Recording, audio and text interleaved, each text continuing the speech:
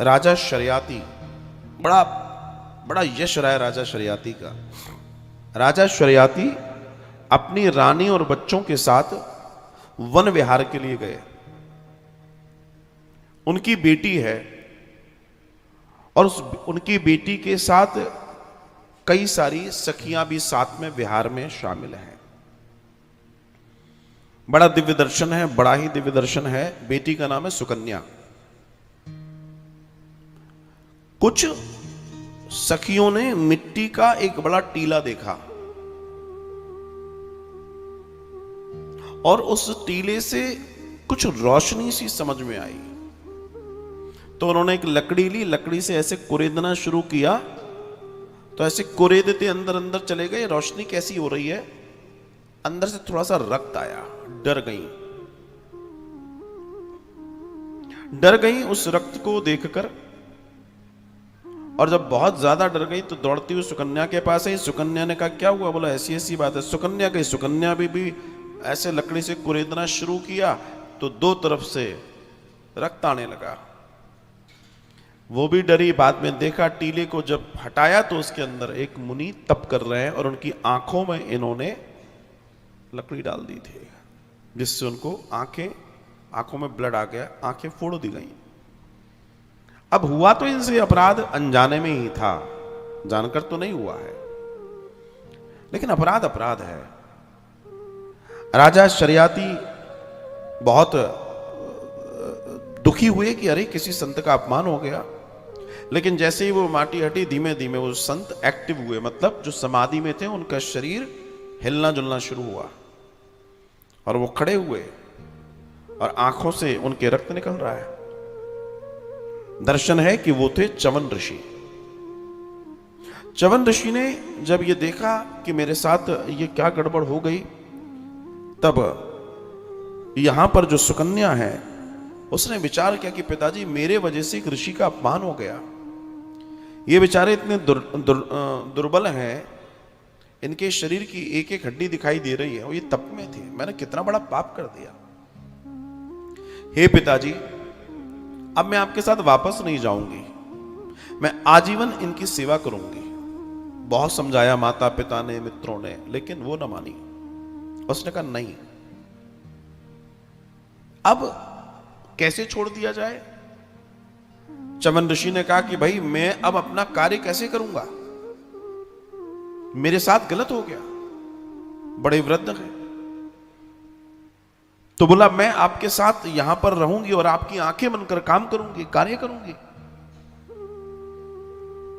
शर्याती ने बहुत मना किया लेकिन ना मानी। और बाद में जाकर उस बेटी ने कहा कि मुझे मालूम है आप क्यों कह रहे हैं मैं इस वन में एक वृद्ध के साथ कैसे रह सकती हूं। तो पिताजी मैं साक्षी जानकर कहती हूं कि मैं इनको अपना पति स्वीकार करती हूं, ये मुझे पत्नी स्वीकार करें। पत्नी तो सेवा कर सकती है ना, मैं करूंगी।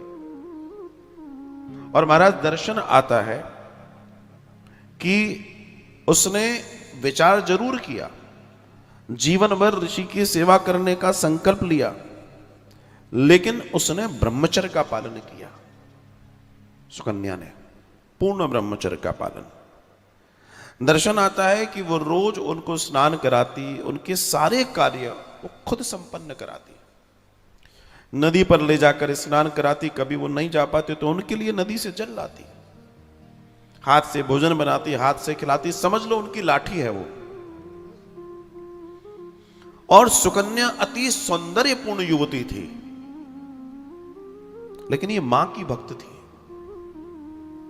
और आज वही शक्ति यहां काम कर रही थी। इसका सौंदर्य अद्वितीय था, इसके सौंदर्य को देख के देवता भी चकित थे। इसने ब्रह्मचर्य का पालन किया, सबसे पहला इसने काम यह किया और यह सबसे श्रेष्ठ कार्य किया इसने। ब्रह्मचर्य का मतलब क्या होता है? ब्रह्मचर्य का मतलब होता है कि आपके मन में भी किसी के प्रति कोई अन्य चिंतन ना आ जाए। यह भी ब्रह्मचर्य का दर्शन है। ब्रह्मचर्य में मजाक वर्जित है। कोई स्त्री सोचे हम पुरुष से मजाक कर लें, ऐसे नहीं।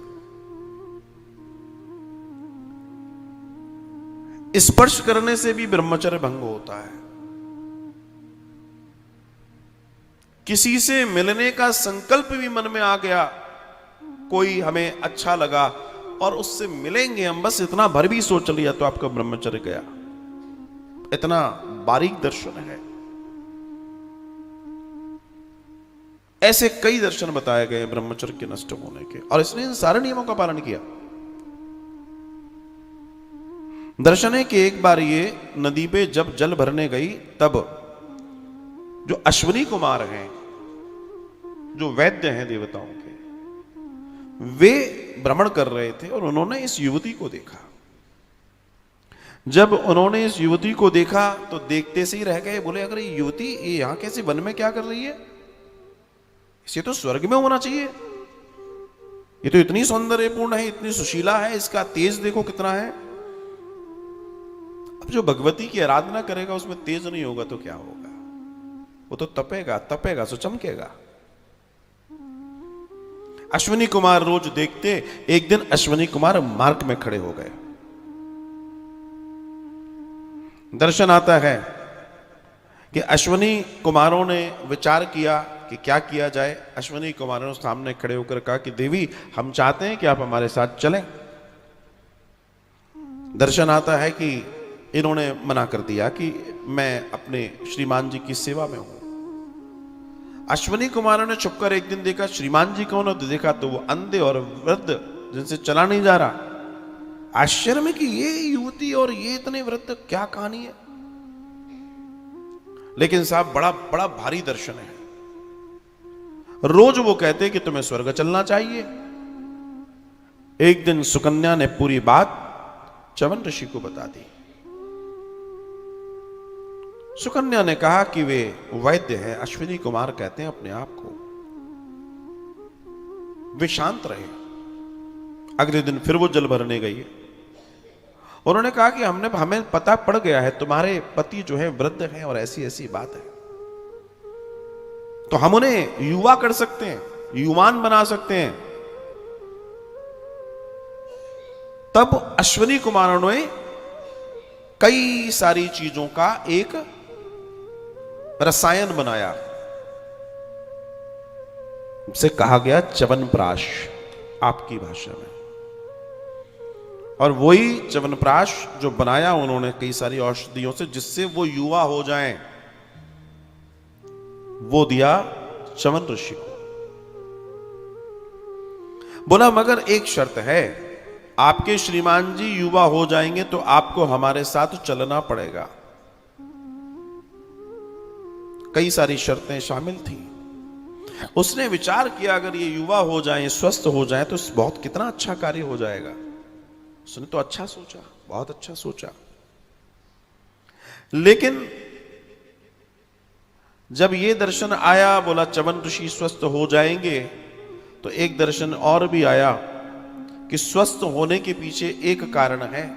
ये औषधि हम तुम्हें तभी देंगे जब तुम एक परीक्षा में पास हो जाओगे। परीक्षा क्या थी कि औषधि तो हम देंगे,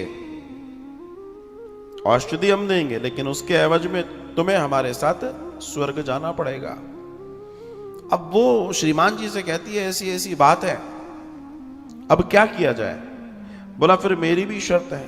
अब दर्शन ये आता है कि अश्विनी कुमारों से कहा कि आप कई स्वरूप ले सकते हैं। तो अश्विनी कुमारों ने कहा हमारे कई स्वरूप हैं, तो फिर आप मेरी भी परीक्षा लो। बोला ठीक है, हम खड़े हो जाएंगे, हम में से एक नकली होंगे, एक असली होंगे। तुमने अगर पहचान लिया तो फिर हमको स्वर्ग तुम नहीं जाओगे। उसने कहा मैं नहीं जाना चाहती। तो बोला फिर हमारी एक शर्त है। अश्विनी कुमारों ने कहा, बोला एक ही शर्त पर हम तुम्हें नहीं ले जाएंगे, वरना हम तुम्हारे श्रीमान जी को औषधि दे रहे हैं तो तुम्हें चलना पड़ेगा। तो शर्त ये लगी कि अच्छा ठीक है, अगर मान लीजिए तुमने हमें पहचान लिया तो तुम स्वर्ग नहीं जाओगे, अपने पति की सेवा करोगी, वरना तुम्हें हमारे साथ स्वर्ग चलना पड़ेगा। श्रीमान जी को बताया। श्रीमान जी ने कहा, च्यवन जी ने, कि कोई दिक्कत नहीं है, तुम उनको बोलो रसायन तैयार करें। रसायन तैयार हुआ। अब रसायन तैयार हुआ तो उन्होंने कहा कल आ जाना, रसायन लेना, या तो पहले परीक्षा देना फिर रसायन लेना। अब उसने कहा कि आप ये बताएं कि असली और नकली की पहचान कैसी होगी। तो बहुत सुंदर बात च्यवन ऋषि ने कहा कि देवी, देवताओं की जो पलकें हैं ये ब्लिंक नहीं होती, झपकती नहीं है, मनुष्यों की झपक जाती है। तो जिनकी पलकें न झपकें समझ लेना वो ओरिजिनल है। और महाराज यही हुआ। दर्शन आता है कि वो खड़े खड़े देख रही है, आखिरी में जो असली थे उनको पकड़ लिया, बोला आप ही असली हैं। बेचारे हार गए। च्यवन जी को वो औषधि दी, च्यवन जी क्या हो गए? स्वस्थ हो गए, युवा हो गए। उनके सारे के सारे आनंद उनके जीवन में आ गए, सारे आनंद आ गए।